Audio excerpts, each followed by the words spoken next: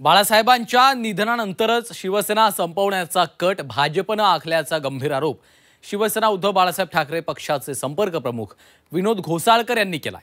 शिवसेना फोडण्यासाठी एकनाथ शिंदेंनाही मोदी शहांनीच बळ दिल्याचा दावा त्यांनी केला। ऐन स्थानिक स्वराज्य संस्था निवडणुकीच्या तोंडावर घोसाळकर यांनी केलेल्या या खळबळजनक आरोपांमुळे पुन्हा एकदा आरोप प्रत्यारोपांची राळ उडालेली आहे। पाहूयात। बाळासाहेबांनंतर शिवसेना संपवण्याचा कट प्रवाल असं वाटत होतं की शिवसेनेला आत्ताच दूर करा। स्थानिक पक्षांना संपवण्याचा भाजपचा कार्यक्रम। काली परवा अमित शहा आले होते, ते म्हणले ना गाडा। विनोद घोसाळकरांचे खळबळजनक आरोप। एकनाथ शिंदेना बळ ह्याच लोकांनी दिले। शिवसेनेचं विभाजन होऊन 3 वर्ष होऊन गेले, मात्र अजूनही राज्याच्या राजकारणातली ती जखम भळभळतीये। शिवसेना फुटण्यामागे प्रत्येक वेळी नवे दावे केले जातात। त्यात आता शिवसेना उद्धव बाळासाहेब पक्षाचे संपर्क प्रमुख विनोद घोसाळकरांनी आणखी एक आरोप करून खळबळ उडून दिली आहे। बाळासाहेबांनंतर शिवसेना संपवण्याचा कट भाजपने रचल्याचा गंभीर आरोप विनोद घोसाळकरांनी केला आहे। बाळासाहेबांनी त्यांचा वारसदार उद्धवजींना त्यांनी जाहीर केलं होतं पक्षाचा, त्याच्यामुळे आम्ही सगळे माननीय उद्धवजींजवळ बरोबर काम करत होतो। आणि अशा वेळेला भारतीय जनता पक्षामध्ये 2 प्रवाह होते, मग ते राष्ट्रीय स्वयंसेवक असू द्या किंवा भारतीय जनता पक्षामध्ये, की एक प्रवाहाला असं वाटत होतं की शिवसेनेला आत्ताच दूर करा, कारण शिवसेना ही हिंदुत्वाची मतांची वाटेकरी आहे। आणि काही लोकांना असं वाटत होतं की शिवसेनेबरोबर आपण राहिलं पाहिजे, आणि ह्याच्यातून त्यांनी शिवसेनेला दूर करण्याचा मार्ग स्वीकारला। शिवसेनेला संपवण्यासाठी एकनाथ शिंदेंना अमित शहा आणि पंतप्रधान नरेंद्र मोदींनीच बळ दिल्याचा गंभीर आरोप सुद्धा घोसाळकर यांनी केला। या नेत्यांचं पाठबळ नसतं तर एकनाथ शिंदेंची पक्ष फोडण्याची हिम्मतच झाली नसती असा आरोप घोसाळकरांनी केलाय।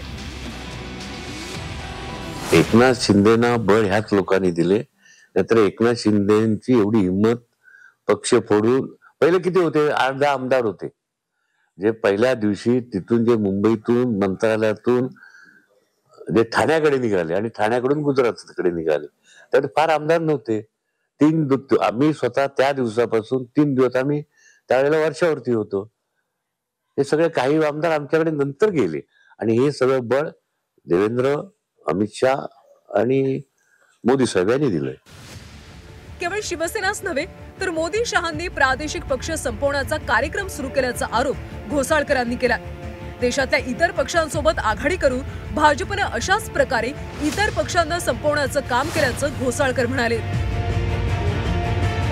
आताही ते बोलतात ना, काल परवा आले होते अमित शहा, स्थानिक पक्षांना संपवून टाका। एकेकाळी 29-30 पक्षाची ही भारतीय जनता पक्षावर आम्ही केलेली आघाडी होती, आणि आज त्यांनी एक एक स्थानिक पक्षांना संपवण्याचं काम करून आता त्यांच्याकडे 20-22 पक्षांची आघाडी झालेली आहे। म्हणजे त्यांचं शिवसेना सोडाच, परंतु या देशामध्ये ज्याच्याजवळ त्यांनी आघाडी केली त्यांच्यामध्ये फूट पाडणं, त्यांना संपवणं हा त्यांचा अजेंडा सुरूच आहे।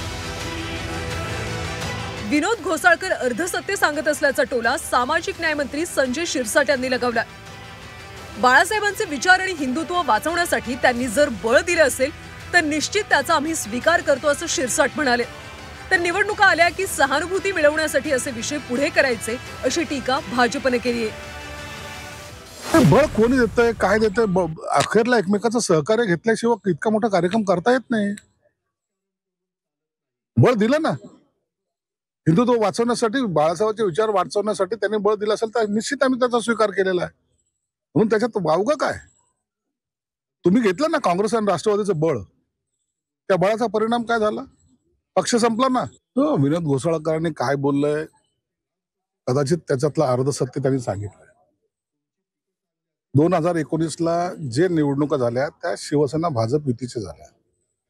युती म्हणून लढलो, हिंदुत्ववादी म्हणून लढलो, हिंदुत्वासाठी म्हणून लढलो, आणि त्याच्यानंतर निवडणुका झाल्याबरोबर हे ज्या पक्षाबरोबर गेले, काँग्रेस असेल राष्ट्रवादी असेल, तिथं हिंदुत्व होतं का?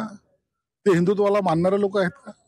म्हणून एक पक्ष असावा जरूर, पण तो हिंदुत्वाचा, काँग्रेस बरोबर राहून तुमचं हिंदुत्व आता जागे होत नाही। खूप आता मागे गेला का? काम करतायत शिंदे साहेब, देवेंद्रजी अजितदादा याच्यावर बोला. अजूनही गोष्टी, अजूनही रसद, अजूनही गद्दार, अजूनही खुद्दार या कवितांनी टोपलेच मारण्यात मजा घ्या. एकनाथ शिंदेना नको तेवढं स्वातंत्र्य देण्याची गरजच नव्हती असा आरोप सुद्धा घोसाळकर यांनी केला. तर भाजप बरोबर जुळून घेण्याचा विषयच नव्हता, कारण 2017 मध्ये त्यांनीच अचानक युती तोडली. त्यानंतर उद्धव ठाकरेंनी एक हाती 53 आमदार निवडून आणले. मुंबई महापालिकेत 100 पेक्षा जास्त नगरसेवक आले, म्हणून भाजपला आमच्याबरोबर तडजोड करावी लागली असा टोला सुद्धा घोसाळकरांनी लगावलाय. स्थानिक स्वराज्य संस्थांच्या निवडणुका आता तोंडावर आल्यात. अशात घोसाळकरांनी केलेल्या या गंभीर आरोपांमुळे चर्चेला चांगलंच उधाण आलंय. ब्युरो रिपोर्ट, झी 24 तास, मुंबई.